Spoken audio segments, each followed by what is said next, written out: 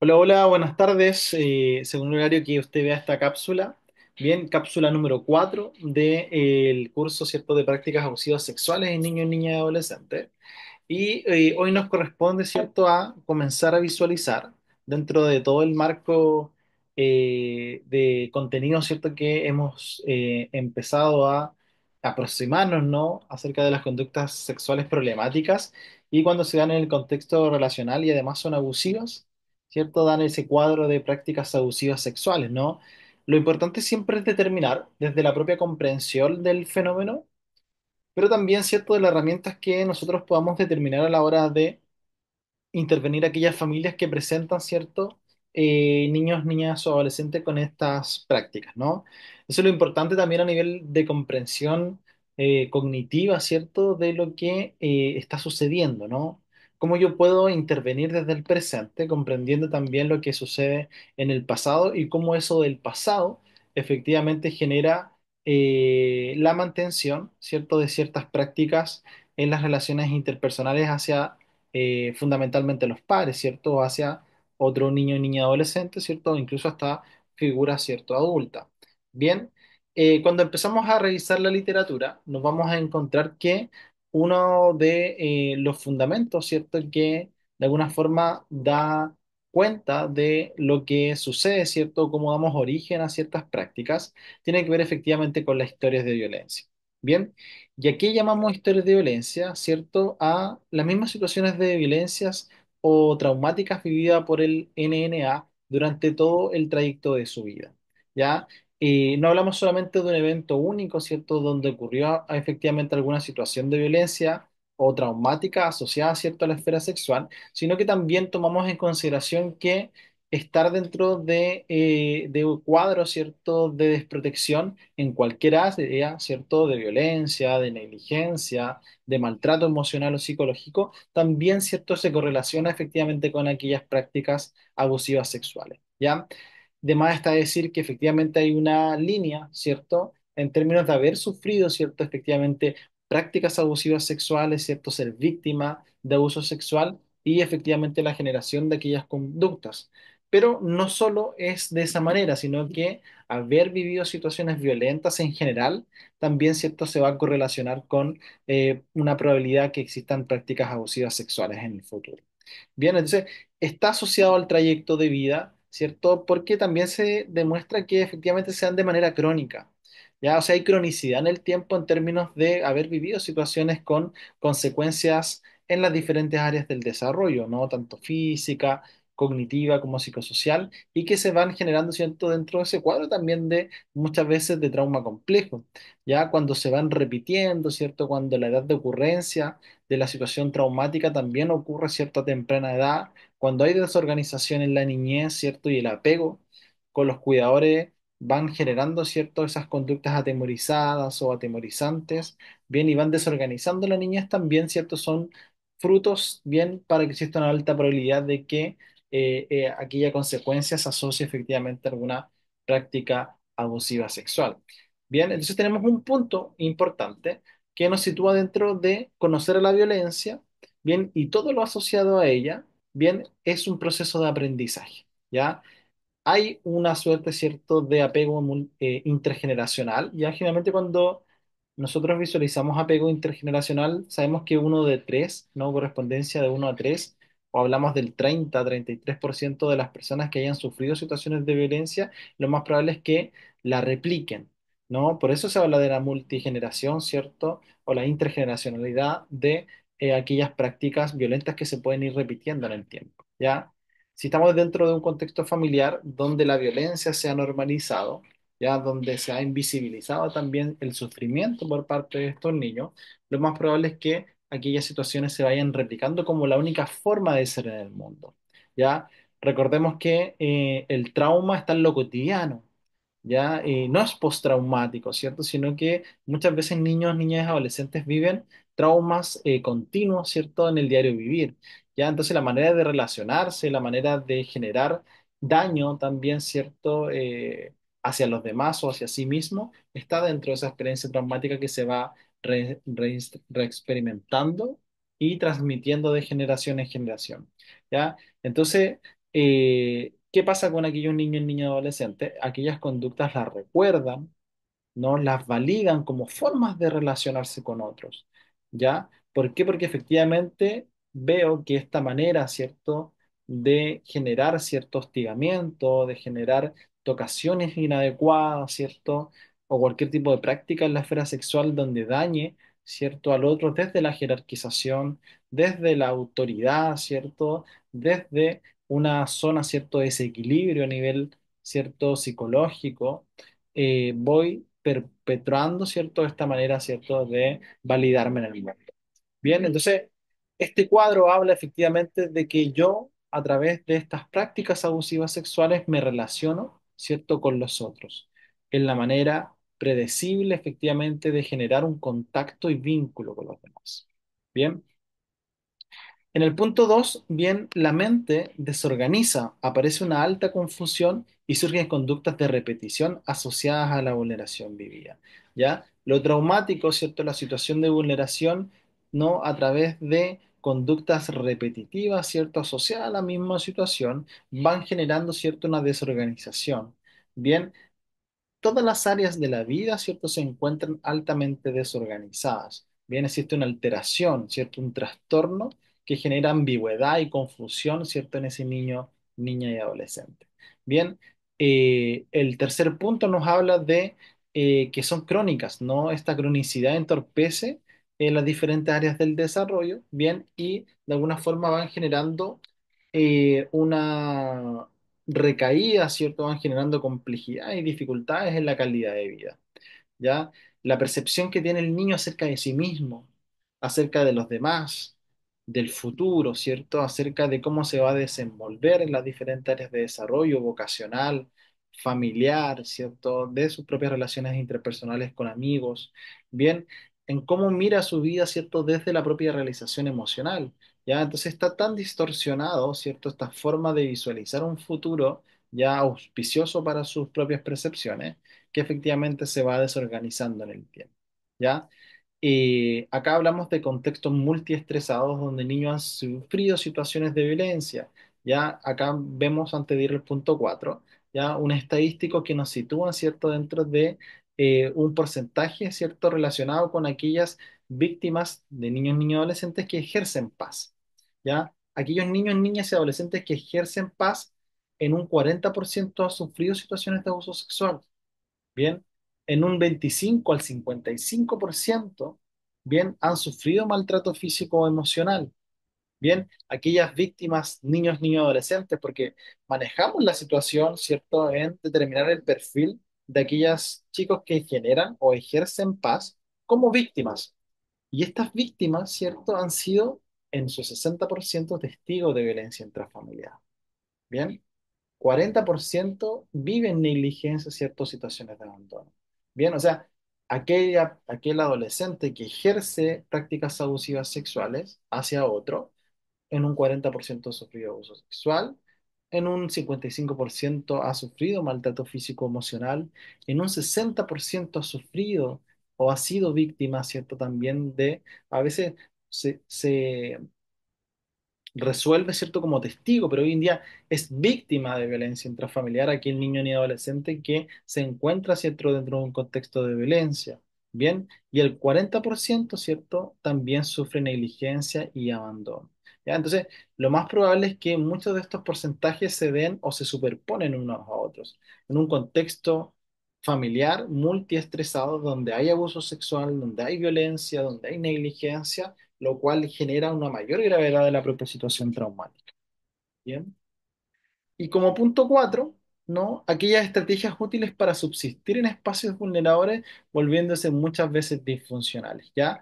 Este punto es importante y lo vamos a tocar cuando veamos objetivos de intervención especializada, en términos de que es importante también ver o visualizar los espacios, ¿ya? Donde efectivamente hay una mayor probabilidad de vulneración.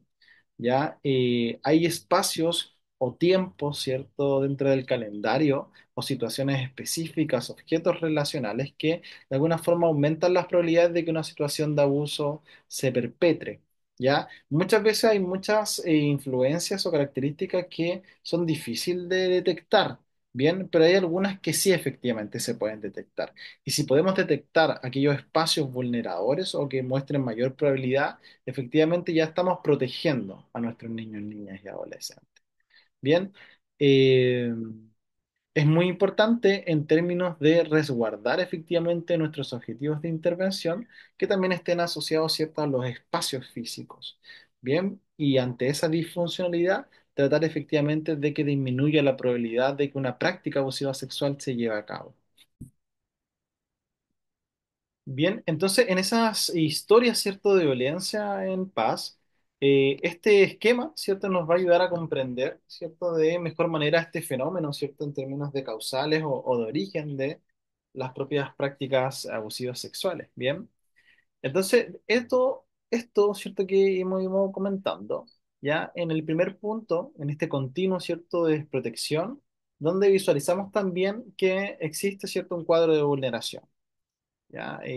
Hay situaciones de vulneración que generan que ese niño o niña adolescente ya tome de alguna forma eh, como manera de relacionarse con el mundo, ¿cierto? Aquellas prácticas abusivas sexuales sobre los demás, sobre sus pares, ¿cierto?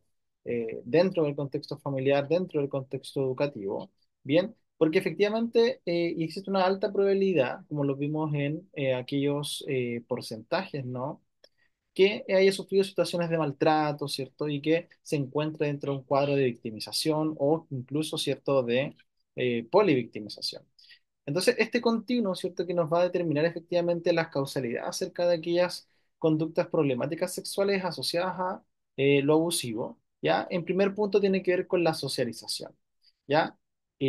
Estamos dentro, ¿cierto?, de una interacción constante con nuestro medio circundante. ¿Ya? Nos movemos, ¿cierto?, a través de relaciones o con seres sociales que son relacionales, ¿cierto? Y que van de alguna forma estructurándose en función a esas propias relaciones, ¿ya? Utilizamos estrategias para maximizar el vínculo con los demás y aquellas situaciones efectivamente pueden ser desorganizadas, ¿cierto? O organizadas en su interactuar. Bien, entonces habíamos previsto que cuando hablamos de socialización hay un aprendizaje, ¿no? Y que dentro de ese aprendizaje que se encuentra en los miles de actos comunicativos que interactúan desde la propia familia como núcleo, ¿no?, como sistema de cuidado primario, hacia el entorno, ¿cierto?, donde se desarrolla bien la propia identidad de aquellos niños y adolescentes. ¿Ya? Es un contexto relacional donde se van socializando ciertas prácticas abusivas y de alguna forma se van invisibilizando y a la vez se van normalizando, ¿cierto? Como formas de relacionarse. Bien, el punto 2 nos da a conocer que también tiene que ver con dinámicas de trauma, ¿ya? Trauma, ¿cierto? Como una situación terrorífica, ¿cierto? Que sobrepasa las capacidades de afrontamiento de cualquier niño, niña y adolescente, donde se ve previsto, ya Le Calenier muchas veces lo dice como el dolor oculto en la infancia, ¿ya? Porque no tenemos de alguna forma la suficiente autonomía o independencia de poder desarrollarnos de manera bien adaptativa, ¿cierto? Con nuestro espacio relacional, ¿ya? Entonces, lo traumático ya a través de la práctica abusiva sexual están conectadas, ¿bien? Bajémoslo, ¿cierto? Una tocación indebida, ¿cierto?, hacia otra persona es proyección de lo traumático, ¿ya? Aquel lenguaje, ¿cierto?, que de alguna forma hiere, ¿cierto?, a la otra persona, ¿cierto?, dentro de un contexto, ¿cierto?, sexualizado, ¿ya? También es la expresión del trauma. Bien, de alguna forma invadir, ¿cierto?, el espacio, bien, del otro a través de estas prácticas abusivas sexuales es la experiencia traumática que se transforma en esa conducta, que se transforma en esa palabra, que se transforma en esa mirada, ¿cierto? Y que se va perpetrando en el tiempo. Bien, en el tercer punto hablamos de alteraciones en el desarrollo. Bien, físicas, psicosociales, cognitivas, ¿ya? Toda esta experiencia traumática de vulneración, de maltrato y victimización se va a desencadenar, como habíamos dicho, en todas las áreas de la vida y va a desencadenar efectivamente dificultades propias, no trastornos, ¿ya? Que de alguna forma va invadiendo, ¿cierto? Como una experiencia desorganizada, ¿cierto? Del propio ciclo vital, del propio desarrollo. Todas las etapas del desarrollo se van a ver influenciadas por estas situaciones de violencia. Bien, Y como punto 4, ¿ya? También hablamos efectivamente, ¿cierto?, de estrategias de sobrevivencia, ¿ya? Perdón, estrategias de sobrevivencia. Suena como medio simbólico, ¿no? Pero acá hablamos de estrategias homeostáticas, ya de regulación, ¿cierto? Hacia formas de equilibrar, ¿cierto? Y de afrontar las propias complejidades del mundo, ¿ya? La práctica abusiva sexual es una experiencia proyectada no a nivel traumático y a la vez es una estrategia de maximización del vínculo, ¿ya? Y a la vez es una estrategia homeostática para afrontar las complejidades del mundo. Bien, entonces una forma de relacionarse con el mundo es a través de estas prácticas abusivas, ¿no? De mantener cierta configuración adaptativa, ¿cierto? Pero disfuncional de cómo, ¿cierto?, me relaciono con un otro. Bien, quiero que veamos esto, que esto es una página del libro de Dolor oculto en la infancia, se los voy a dejar como bibliografía, ¿ya? Para que veamos esta constelación traumática, ¿no? Esta experiencia traumática que se visualiza como práctica abusiva sexual y como estrategia de sobrevivencia. Bien, entonces, los psicólogos, esto es un extracto, ¿cierto? Los psicólogos pensarán que el niño tiene problemas de regulación, ¿no? Y el control, bien, de sus emociones. O que tiene un trastorno del apego. Bien, los educadores verán a un niño muy descontrolado o con depresión, y así sucesivamente, pero no lograrán comprender que el niño tiene lo que se llama una constelación traumática. Bien, es decir, una constelación de síntomas, conductas y reacciones que expresan intentos desesperados del niño para buscar maximizar el vínculo de apego con otros y por sobre todo minimizar sus experiencias desorganizadas. Entonces ahí está la respuesta. Lo que el niño y el adolescente a través de la práctica abusiva sexual, ¿cierto? Es una constelación de síntomas, conductas y reacciones que expresan intentos desesperados del niño de buscar el vínculo con los demás, ¿no? Tratando de minimizar todas esas experiencias traumáticas que vive, ¿cierto? Como completamente caóticas, somáticas, emocionales y mentalmente, bien, que se viven, ¿cierto? Dentro de aquella complejidad, ¿cierto? Inmanejable. Bien, con todo el sufrimiento que suelen vivir estos niños, generalmente van a transitar por una serie de profesionales donde cada uno hará un diagnóstico diferente, con medicaciones diferentes sin poder comprender realmente su constelación traumática, ¿no? ¿Como qué? Como una configuración organizada y adaptativa del niño para tratar de lidiar con sus vivencias traumáticas. Es la forma de relacionarse con el mundo a través de esas prácticas abusivas sexuales, como su manera organizada, ¿cierto?, de funcionar ante las complejidades, ¿cierto?, a las cuales él va sobrellevando. Bien.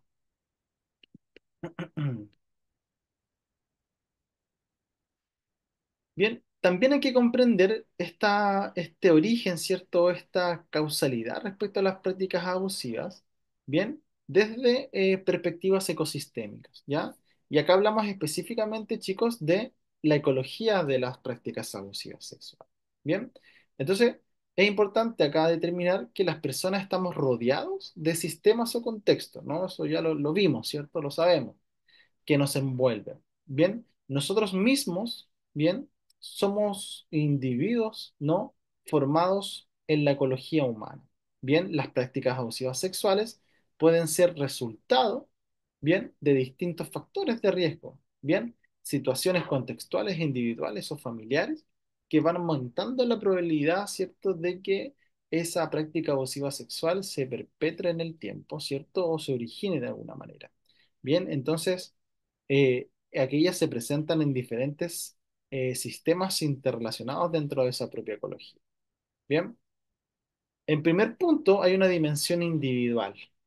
Bien, y dentro de esa dimensión individual nos encontramos con historias de vulneración y aquellas consecuencias. Bien, no solamente, ojo con esto, y después lo vamos a ver, del propio niño, niña o adolescente. Bien, déficit en muchas de las habilidades sociales, ¿cierto? Habilidades que lo desenvuelven dentro del mundo. Bien, problemas emocionales o conductuales, ¿cierto? Pueden generar, ¿cierto? Alguna situación, su propio desarrollo emocional. Bien, cuando revisamos el modelo de desarrollo emocional de Lewis, ¿cierto? Empezamos a entender que las emociones van evolucionando, ¿no? En un continuo, ¿ya? Y que parten de signos emocionales como la satisfacción, la aflicción, el interés, hasta emociones mucho más complejas, ¿no? Como la envidia, ¿cierto? La vergüenza, el orgullo, ¿ok? Eh, en ese continuo, ¿cierto? De evolución de las emociones, también la interacción con ese medio circundante que es la familia va generando que esas emociones se vayan desarrollando de manera funcional. ¿Bien? ¿Me siguen? ¿Qué sucede? Que los límites o las normas y los límites impuestos por los propios padres, ¿cierto? En el desarrollo emocional, van determinando también, ¿cierto? Las acciones de aquellos niños, ¿bien? Y sus maneras de sobrellevar la situación, ¿ya? Que el niño sienta vergüenza o sienta culpa, no hablamos, ¿cierto? De emociones que son disfuncionales o que son negativas, ¿ya? Eso no existe, ¿ya? Cuando hablamos de un buen desarrollo de la envidia, un buen desarrollo del orgullo, de la vergüenza, efectivamente genera que las conductas detrás de esas emociones generen cierta adaptación, ¿cierto? Y sean funcionales en el mundo. Cuando no existe un buen desarrollo emocional, donde no hay conciencia, ¿cierto? De sí mismo, ya como esa comprensión cognitiva acerca de que el niño, ¿cierto? Es un ser identificable, ¿cierto? Y diferenciable de los demás. Además, ¿cierto? De estas normas y límites impuestas, cuando no existe nada de eso, bien, efectivamente que hay un desborde emocional con su consecuencia conductual, como por ejemplo las prácticas abusivas sexuales. Bien, a nivel individual también vemos un desconocimiento, ¿cierto? Una confusión sobre la propia sexualidad. ¿Ya? Encontramos con niños que están dentro del polo transgresor, ¿cierto? Dentro del polo restrictivo. ¿Ya? Existe una confusión, un desconocimiento sobre cuáles son las adecuaciones, ¿cierto? Y la manera de relacionarse dentro de lo sexual. Bien, revolución hormonal de la propia adolescencia. ¿Ya? La adolescencia muchas veces mirada como una etapa crítica del desarrollo, yo la llamo como una etapa reflexiva de maduración cognitiva, ¿cierto? Siempre como desde un punto de vista positivo, también, ¿cierto? Tenemos que ir acompañando. Bien, los padres, los tutores, ¿cierto? Los profesores, todas las personas adultas responsables o cogarantes debemos acompañar, ser guía, orientadores acerca de la propia sexualidad de ese adolescente. Bien, y también en una dimensión individual respecto a estas causalidades, antecedentes de otras conductas sexuales problemáticas. ¿Ya? Lo más probable, ¿cierto?, es que una práctica abusiva sexual se dé dentro de un contexto relacional donde ocurren otras conductas sexuales problemáticas. Bien. Eh, Dentro de esta ecología también encontramos una dimensión familiar.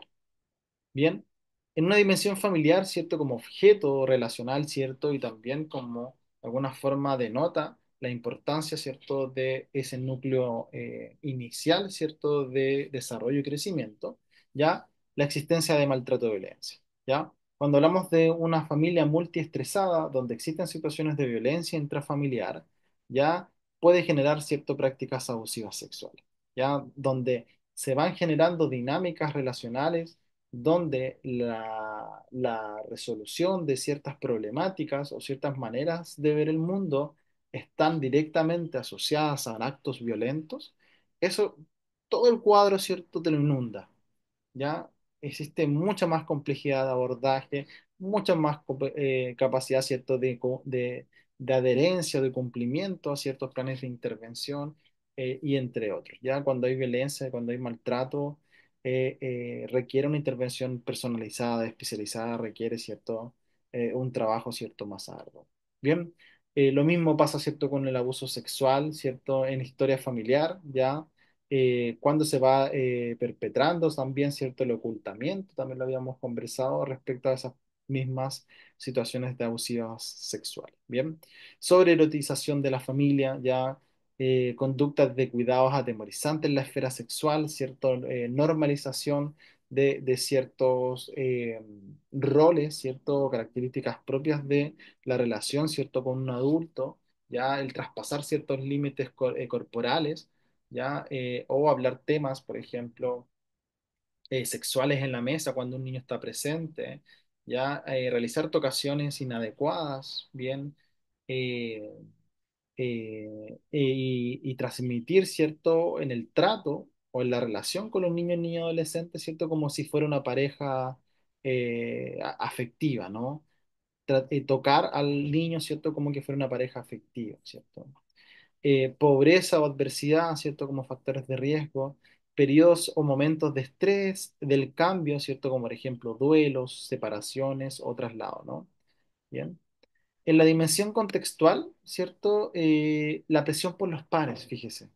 Bien, de sobresalir efectivamente dentro de un grupo social también va a ser de alguna forma un antecedente ante las situaciones de prácticas abusivas sexuales. Bien, ¿qué otro factor de riesgo? Comunidades machistas, ¿cierto? Patriarcales, violentas, medios de comunicación hipererotizados, también lo encontramos hoy en día, cultura de dominación individualista y consumista, bien, y un contacto con otros niños y niñas con conductas sexuales problemáticas, ¿cierto? Por ejemplo, en una residencia, ¿ya? O en algún grupo social o específico donde ya se estén perpetrando estas conductas sexuales problemáticas. Recuerden que esta configuración también se da en un espacio de socialización, ¿ya? Entonces, aprendizaje es mucho más intenso dentro de un contexto donde ya hayan conductas sexuales problemáticas o prácticas abusivas sexuales. ¿Bien?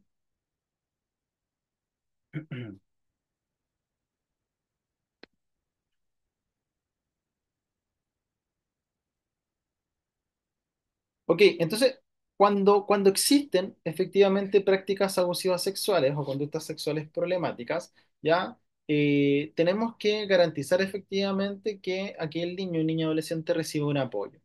¿Ya? De manera inicial, ¿cierto? Tiene que haber una comprensión de lo que está viviendo, una comprensión empática, para efectivamente que se resuelva, ¿cierto? Un apoyo que garantice la protección de derechos también de aquella niño, ¿cierto? Que está siendo víctima, pero también, ¿cierto? Del adolescente que genera las prácticas abusivas sexuales como una víctima en sí mismo, ¿ya? Toda conducta sexual problemática es de preocupación. ¿Ya? Toda conducta sexual problemática es de preocupación y por ende requiere ser intervenida, ¿cierto? Abordada. Bien, en conversaciones educativas, ¿cierto? Con los niños, niñas y adolescentes o con los propios adultos responsables, ¿ya? Eh, pero también hay que saber que algunas necesitan la adopción de medidas mucho más complejas, ¿cierto? A nivel ambiental, a nivel relacional, ¿cierto? Al nivel de que puede haber una situación de desprotección que requiera una intervención personalizada, especializada, ¿cierto? De la organización, ¿cierto? Propia, ¿no? En este sentido, incluso, ¿cierto? La modificación de los cuidados personales o de la relación directa y regular, ¿bien? O incluso la separación de ese niño, niña, adolescente de su circuito familiar, ¿cierto? O del lugar, ¿cierto? Donde efectivamente se perpetró la propia práctica abusiva, ¿cierto? O abuso sexual. Bien. Entonces, necesitamos tener el mayor resguardo, ¿cierto?, acerca de ese niño o niña adolescente para garantizar su protección. Entonces, las situaciones que sí pueden requerir una profundización diagnóstica o un apoyo especializado son las siguientes, ¿no? Prácticas abusivas sexuales, ¿no? El abuso sexual entre pares debe ser tomado en serio, sin minimizarlo como cosas de niños, ¿ya? El requerimiento, la denuncia, ¿cierto?, ante sospechas de violencia, ¿cierto?, sexual deben generar, ¿cierto? Nosotros como garantes profesionales, ¿no? Y todo aquella que, que conozca, ¿cierto? La situación abusiva debe efectivamente garantizar la protección de ese niño. Bien, situaciones de múltiples y variadas conductas sexuales problemáticas, casos donde se presenten distintos tipos o múltiples o varios criterios de las conductas sexuales problemáticas también, ¿cierto? Nos está diciendo que efectivamente requiere de un apoyo, ¿cierto? Mayor, profundo o especializado. Bien, ¿qué más? Conductas sexuales problemáticas de alta persistencia. Ya se trata de conductas sexuales problemáticas que no se interrumpen o detienen cierto peso a las conversaciones de adopción de medidas. O sea, por más que se han sido intervenidas, ¿cierto? Que se han tratado de trabajar con la familia o con ese niño o adolescente, efectivamente persisten en el tiempo, ¿ya? Requieren una intervención especializada, ¿ya? Y en el punto 4, ¿cierto? Hablamos de Uy, nos fuimos a negro. Hablamos de conductas sexuales problemáticas aisladas, bien, más otros indicadores de desprotección. O sea, toda conducta sexual problemática, ¿cierto? Que conlleve, ¿cierto? Otras situaciones de vulneración, bien, que no necesariamente tengan que ver con la esfera sexual, también requieren algún tipo de intervención especializada. Por ejemplo, si hay situaciones de negligencia parental y además se visualizan conductas de sexuales problemáticas, debemos efectivamente garantizar una intervención especializada para ese niño, niña y adolescente. Bien,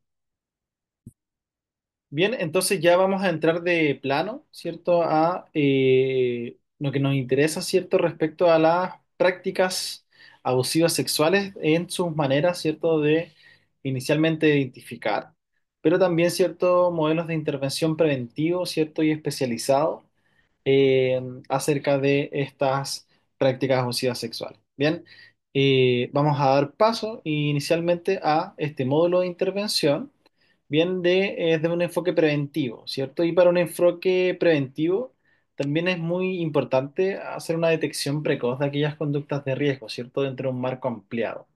Bien, acá vamos a visualizar lo que son los niveles de prevención, ya que se van identificando, ¿cierto?, en la visualización, ¿cierto?, de aquellas conductas o prácticas y cómo es la manera más fiel, ¿cierto?, de ir interviniendo aquellas situaciones. Bien, lo primero es que debemos entender como acciones preventivas un conjunto de medidas o disposiciones que se ajustan o adoptan de un modo anticipado.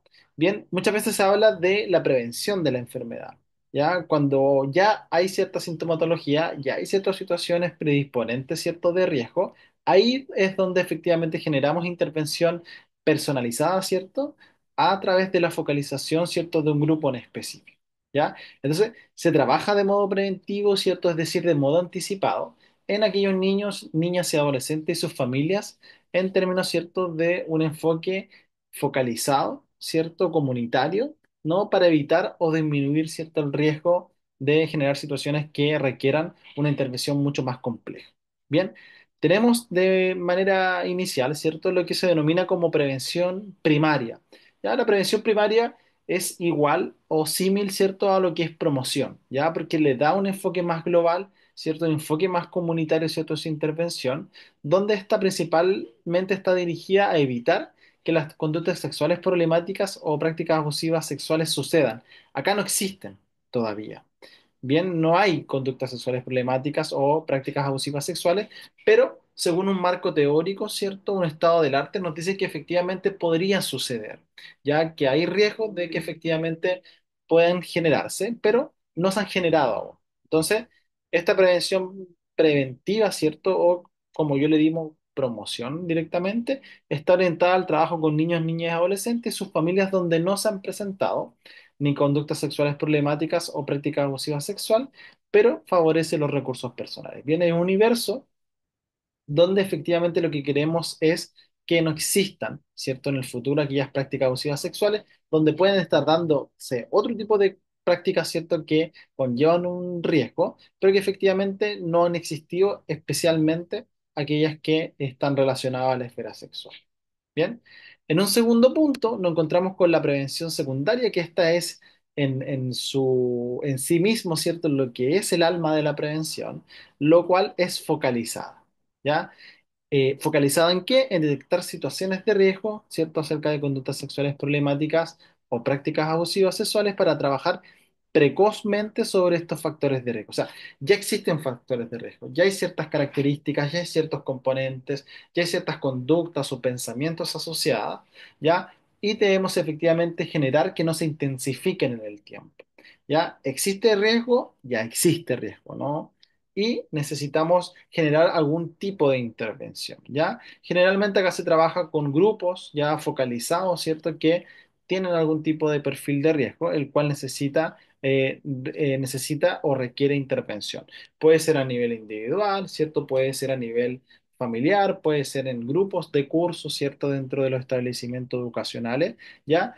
Pero ya hay una incidencia porque aplicamos un instrumento que luego se los voy a mostrar o porque hicimos una observación donde los profesionales determinan que este grupo en específico requiere cierta una intervención. Bien, Por ejemplo, en un mundo muestral universal, ¿cierto? De prevención primaria, la intervención es global, ¿cierto? Para todo el universo. Sin embargo, en una prevención secundaria, bien, hay una focalización de ciertos niños, niñas y adolescentes que requieren, porque se encuentran de alguna forma con mayor posibilidad de riesgo de generar o ser víctima posible de alguna práctica abusiva sexual. Bien. Y por último, tenemos la prevención terciaria, ya que acá efectivamente hablamos de una intervención más especializada. ¿Ya? Entonces, hablamos de que una vez que ya hayan conductas sexuales problemáticas o prácticas abusivas sexuales, estas ya han sucedido, ya surge este nivel de prevención orientado en que las prácticas no se repitan. O sea, hay que de alguna forma mitigar los efectos de ellas, ¿cierto? Y efectivamente que no se generen, es decir, interrumpirlas, ¿no? Que no se repitan y no se compliquen, ¿cierto? En el tiempo, se complejicen, ¿ya? Entonces acá es muy importante en este último punto, ¿cierto? Mucho más especializado, ¿ya? La interrupción de la situación o de la práctica abusiva sexual y su tratamiento, ¿cierto? En términos de mitigar los efectos que por ella se han generado. ¿Bien? ¿Cómo podemos empezar con la detección precoz de esta conducta de riesgo, ¿cierto? A nivel preventivo. Ya lo primero que tenemos que visualizar es evaluar, ¿cierto? El riesgo de ocurrencia. ¿Ya? ¿Cómo evaluamos el riesgo de ocurrencia? Ya, yo este material se los voy a poner en la carpeta de bibliografía, ¿ya? Con estas autorreportes, ¿cierto? En términos de visualizar efectivamente si están dándose estas condiciones o estos antecedentes acerca del comportamiento sexual de ese niño o niña adolescente. Bien, acá lo estamos en modo presentación, pero yo les voy a mostrar el instrumento, ¿cierto? Que es casi como una un checklist, ¿cierto? De situaciones que ustedes tienen que ir visualizando y se ocurren cuatro más, significa que está en riesgo y ya se ocurren seis o más, están, ¿cierto? Dentro de un alto riesgo y requiere una intervención más especializada. ¿Ya? Cuatro más hablaríamos de una intervención preventiva focalizada y de una intervención, ¿cierto? De especializada, ¿cierto? De mayor complejidad y personalizada, ¿cierto? Cuando suceden más de seis. Bien, entonces hay 12 situaciones específicas que están dentro de tres ítems, ya que vamos a ir revisando uno por uno, en los cuales, ¿cierto?, podríamos determinar esa detección precoz de comportamientos sexuales problemáticos o prácticas abusivas sexuales y que requieren, ¿cierto?, ser intervenidas. La realización de esta aplicación, ¿cierto? De esta evaluación puede darse de manera global, ¿ya? Porque estamos dentro del cuadro preventivo, ¿bien? Y aquellas que presenten ciertas conductas de riesgo, ¿cierto? Por sobre las cuatro ya requieren algún tipo de intervención y sobre las seis otro tipo de intervención. ¿Bien? Las primeras son antecedentes de comportamiento sexual, ¿bien? O sea, agrupa factores de riesgos relacionados al pasado y al presente conductual del niño o niña adolescente con respecto a su desarrollo sexual. Bien, entonces, cuando hablamos de antecedentes del comportamiento sexual, hablamos de estas cuatro cuestiones. Bien, lo primero, bien, el uso de la sexualidad como estrategia relacional, ¿ya? O sea, que usa la sexualidad en sus relaciones interpersonales, ¿cierto? En la manera de vincularse con su entorno. ¿De qué habla esto? Son niños, niñas y adolescentes que utilizan la sexualidad como estrategia de socialización y vinculación, ¿no? Invitando con una alta frecuencia, ¿no? O de manera persistente a juegos erotizados, ¿cierto? Con otros niños, ¿cierto? E incluso con otros adultos o incluso, ¿cierto? Personas desconocidas, ¿ya? Esto es una forma de relacionarse con el mundo, ¿cierto? De hacer amistades, de sentirse querido, ¿cierto? Es, en definitiva, como habíamos visto al comienzo, es una estrategia de maximización del vínculo. Yo me vinculo, yo me relaciono, yo socializo efectivamente a través de las prácticas abusivas sexuales, del juego erotizado, de la conducta sexualizada hacia el otro. ¿Bien? ¿Está presente o no está presente de esta forma? Bien. Punto 2. El uso de la sexualidad como estrategia afectiva. Bien. Hablamos de niños, niñas, adolescentes, bien, que utilizan la sexualidad como una forma de cambiar o disminuir emociones negativas. Bien, en situaciones en las que por ejemplo, sienten soledad, sienten aislamiento, ¿cierto? Cuando efectivamente se da la inhibición del contacto social, ya una forma estratégica de lidiar con esta situación es la práctica abusiva sexual, ¿ya? cuando se siente abandonado, ¿cierto? Cuando se encuentra triste, bien, cuando encuentra adormecido emocionalmente, disolucionado, frustrado, es una estrategia, ¿cierto? Vincular en términos afectivos de lidiar con esa emocionalidad. Bien, en estos casos, el niño y niña adolescente recurre a la masturbación, por ejemplo, al juego erotizado o también, ¿cierto?, a la pornografía, entre otros. Bien, check. ¿Se presenta o no se presenta esta situación? Bien. Punto 3. Previa manifestación de otras conductas sexuales problemáticas. Ya el niño ni adolescente ha manifestado antes otras conductas sexuales problemáticas, bien de diferentes tipos o que sean de alguna forma persistentes. Ya tales como conductas o conocimientos sexuales precoces, ya no apropiados para la edad, alto interés en pornografía, cierto comportamiento sexual sin respetar los espacios privados de otros niños, niñas y adolescentes, ya contacto sexual con animales, cierto desconocimiento o aversión de la propia educación sexual. Ya, o sea, cualquier manifestación previa, cierto, de considerada, cierto, como una conducta sexual problemática, también, cierto, podría ser un índice, cierto, de ocurrencia de una práctica abusiva sexual. ¿Ya?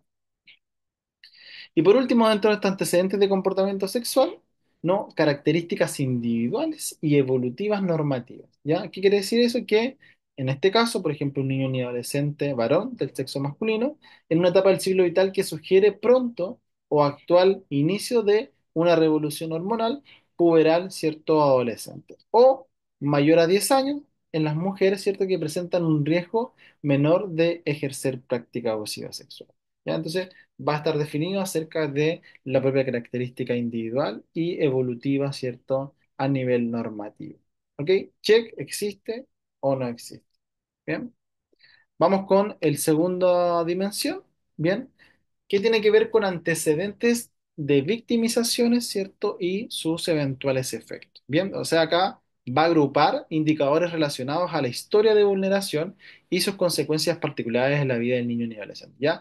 Mucho de lo que voy a comentar acá tiene que ver efectivamente cuando vimos aquellas situaciones asociadas a la historia de violencia, ¿cierto? O dentro de una violencia ecosistémica que va determinando efectivamente factores de riesgo hacia aquellas prácticas abusivas sexuales. Bien, ¿qué evaluamos acá? Bien, también 4 puntos. El primer punto habla de la socialización de la violencia, ¿ya? También es un punto que compartimos, ¿cierto? La asociación de la violencia sexual y género, también patriarcal, ¿no? Niño, niña, adolescente ha sido víctima de vulneraciones relacionadas a violencia sexual y de género, tales como abuso sexual, cierta exposición a ciertas situaciones sexuales o pornografía explícita, bien, o ha sido testigo de violencia intrafamiliar, violencia, cierto, machista, o parece validar o justificar esas formas de violencia, ¿ya? Y presenta creencias machistas o acciones de dominación hacia niños más pequeños, entre otros, ¿no? Toda esta socialización de violencia sexual también es un indicador de ocurrencia de que podría generarse cierta práctica abusiva sexual. Bien. Punto 2, dificultad para reconocer límites interpersonales. Bien, ese niño, niña, o adolescente no reconoce, no comprende elementos de privacidad, ¿cierto? De proximidad con las otras personas en términos físicos, ya no reconoce, no limita efectivamente zonas corporales íntimas, sino que las transgrede, ¿cierto? Trata de generar cercanía e informalidad a desconocidos, ¿cierto? Abraza o se sienta en pierna de desconocido, cualquier acto que tiene que ver con los tocamientos indebidos en zonas genitales, ¿cierto? O interrumpe, ¿cierto? En la privacidad del otro, por ejemplo, baños, sala privada, ¿cierto? Etcétera. Bien. Punto 3, dificultades en el control del impulso. Bien, niños, niñas, adolescentes que evidencian, ¿cierto? Dificultades en la autorregulación. ¿Ya? Son más bien impulsivos, ¿cierto? Presentan experiencias gratificantes ante las situaciones de agresividad, por ejemplo, y pueden contener, ¿cierto? Algún tipo de diagnóstico, ¿cierto? Dentro del espectro de las conductas perturbadoras. Bien, también podrían generar, ¿cierto? Un consumo problemático, ¿cierto? Apego desorganizado, entre otros, ¿no? Dificultades en el control de los impulsos. Bien. Y por último, acerca de estos antecedentes de victimización, ¿cierto? Y sus efectos, nos encontramos con dificultades para avanzar en procesos de resignificación de sus propias vulneraciones. Bien, ¿qué quiere decir esto? Son niños y niñas adolescentes que no han recibido un apoyo especializado, no se encuentran en tratamiento, no se encuentran con algún tipo de intervención en salud mental, bien, no han generado cierta resignificación o reestructuración de las situaciones traumáticas o de vulneración de derechos, bien, son aversivos, rechazan efectivamente los procesos terapéuticos o los invalidan, ya muestran dificultades para vincularse con los profesionales, ¿cierto? Con los psicólogos, trabajadores sociales o profesores que de alguna forma están dentro de su entorno, ¿cierto? De acompañamiento, de guía, de orientación, bien, y efectivamente presentan, ¿cierto? Esta inseguridad respecto a su propio ambiente, ¿bien? ¿Ok? Y por último, bien, hablamos de la evaluación de ocurrencias, ¿cierto? Respecto a prácticas abusivas sexuales que conllevan antecedentes familiares o contextuales. Ya acá agrupamos indicadores asociados al funcionamiento actual, ¿cierto? De la historia de vida de la propia familia dentro de ese ambiente, ¿cierto? Nuclear. Bien, acá hablamos de disfunción familiar. ¿Ya? Contextos multiestresados con dificultades de cohesión en los roles, ¿cierto? En su propio funcionamiento, en la identidad de la familia, en las etapas del ciclo vital de la propia familia, ya en la transgresión de la privacidad, de los límites, bien, o a través de roles muy rígidos, ¿cierto? Una familia, ¿cierto? Caótica ante las situaciones de cambio, bien. ¿Existe disfunción familiar? Check, ¿cierto? Sí o no. Bien, situaciones asociadas al estrés y al enojo. Bien, niños, niñas, adolescentes que han experimentado un aumento o mantención de altas o recurrentes emociones de enojo, bien, tales como rabia, celos, venganza, ira, una exacerbación emocional de lo experimentado, frustración, rabia, cambios ambientales y familiares recientes, ¿cierto? Que han vivido duelo o traslado de casos, ¿cierto? O sea, hay situaciones de alto estrés, ¿cierto? Enojo ante situaciones de cambio, ¿cierto? O que han sido recurrentes también en la propia vida. Bien, una experiencia, ¿cierto? Una bipolaridad de la evidencia afectiva, ¿no? El punto 3 habla de un contexto de elementos sexuales precipitantes. Bien, niño o niño adolescente que vive junto a otros niños o niños adolescentes con conductas sexuales problemáticas, por ejemplo, un ambiente que está expuesto a la pornografía o a las relaciones sexuales, ¿cierto? Donde efectivamente se transgrede aquellas normas asociadas, ¿cierto? A la integridad sexual, ¿cierto? Y física, excesiva autoridad sobre otros niños y niños adolescentes, ¿cierto? Con otros niños de menor edad, ¿cierto? O de otro género. Bien, desde un contexto con elementos sexuales precipitantes también tienen cierto un riesgo de ocurrencia de prácticas abusivas sexuales. Bien, y por último, ¿cierto? Una historia sexual familiar, ¿no? Una historia familiar donde se repiten situaciones de abuso sexual, bien intergeneracional, donde los integrantes de distintas generaciones, ¿cierto? Han generado ciertas situaciones de prácticas abusivas sexuales y abuso sexual, bien entre los miembros que componen los elementos de esa propia familia, ¿no? Se evidencian sintomatologías, ¿cierto? Hay prácticas que se determinan y que han tenido ciertas consecuencias a lo largo de la vida, ¿bien? Entonces, si nos damos cuenta en estas tres dimensiones, antecedentes de comportamiento sexual, bien, antecedentes de victimización y sus efectos, y además de antecedentes familiares y contextuales, bien, en estos 12 puntos que ustedes visualizan ahí, ya deberíamos determinar que si ocurren cuatro o más, requiere una intervención preventiva focalizada porque existe sintomatología y que cuando hay de estos 12 6 o más, bien, 8 10, ¿cierto? O más, ya hablaríamos de que requiere una intervención personalizada, especializada, porque hay factores de riesgo que se están visualizando respecto al contexto familiar, al contexto individual, ¿cierto? A las situaciones, ¿cierto? De victimización que requieren efectivamente una intervención urgente, bien, dentro de aquella esfera sexual.